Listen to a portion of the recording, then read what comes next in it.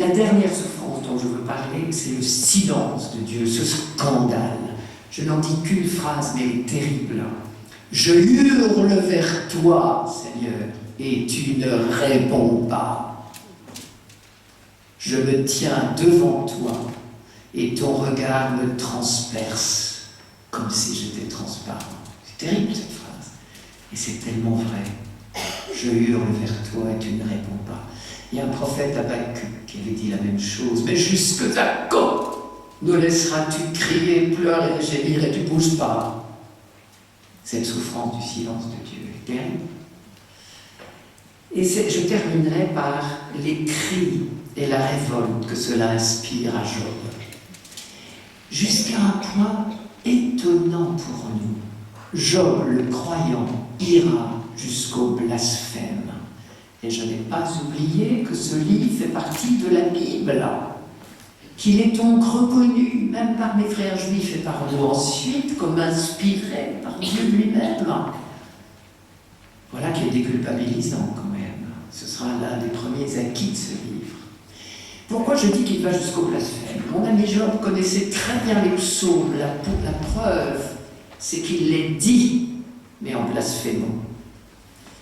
Il connaissait par exemple le psaume merveilleux, le psaume 8, tellement beau.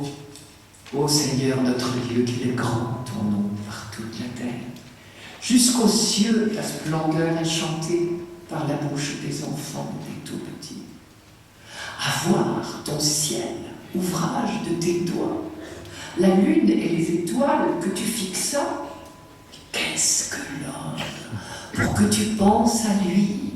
Qu'est-ce que le fils d'un homme pour que tu en prennes souci? Tu l'as voulu un peu moindre qu'un Dieu. Tu le couronnes de gloire et d'honneur.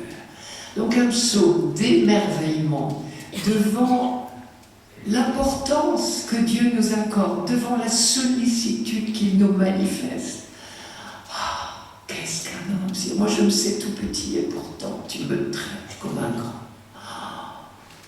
Ça, c'est l'émerveillement du croyant en Israël, et nous suivons volontiers. Qu'est-ce que Job en a fait de ce texte? Un jour de plus grande douleur.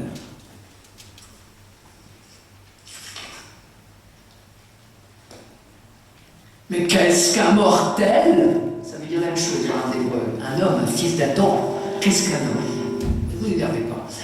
Qu'est-ce qu'un mortel pour en faire si grand cas? Pour fixer sur lui ton attention au point de l'inspecter chaque matin, de le tester à tout instant? Mais quand cesseras-tu de mes pieds? Me laisseras-tu avaler ma salive? Dans le genre, lâche-moi les baskets. J'ai fait un effet terrible celui-là. Vous voyez ça? J'appelle ça du blasphème. Reprendre ma prière, des jours de bonheur, des jours d'intimité avec Dieu. C'est Israël qui parle. Reprendre ma prière d'émerveillement pour en faire une accusation féroce contre Dieu qui n'est plus qu'un espion. Dieu espion, vous vous rendez compte? Il y avait un autre psaume. Ah là, j'ai un vrai problème. C'est vraiment que la récréation est sonnée. Je ne cite plus qu'un verset. Il y avait un autre psaume, vous voyez, c'est le micro qui me rappelle l'horloge. Le psaume que vous connaissez, que vous adorez.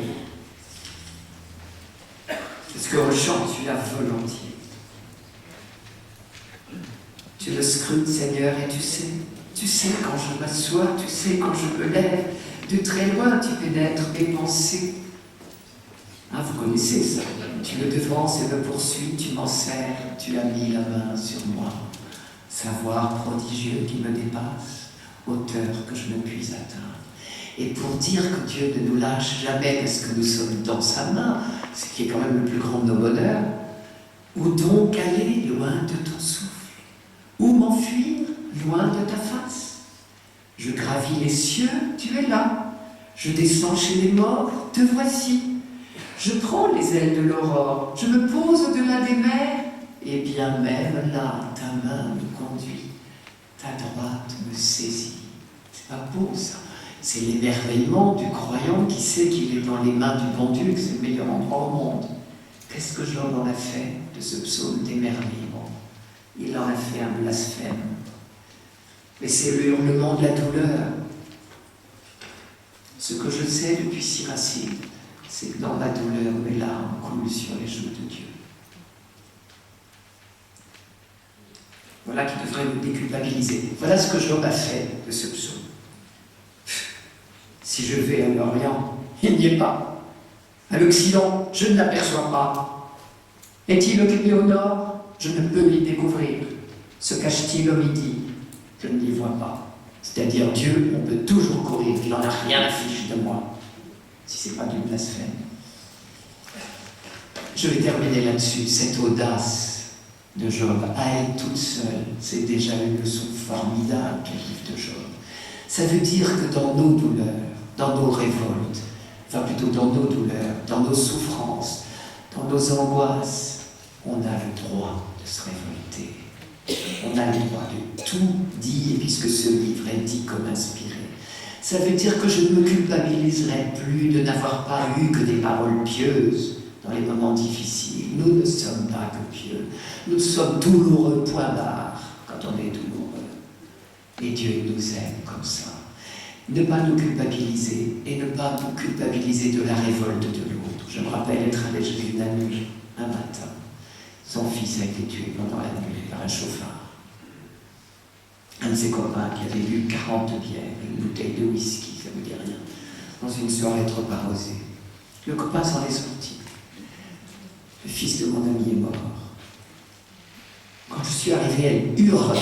Et elle hurlait contre Dieu, mais d'une manière abominable. Mais j'avais lu Job.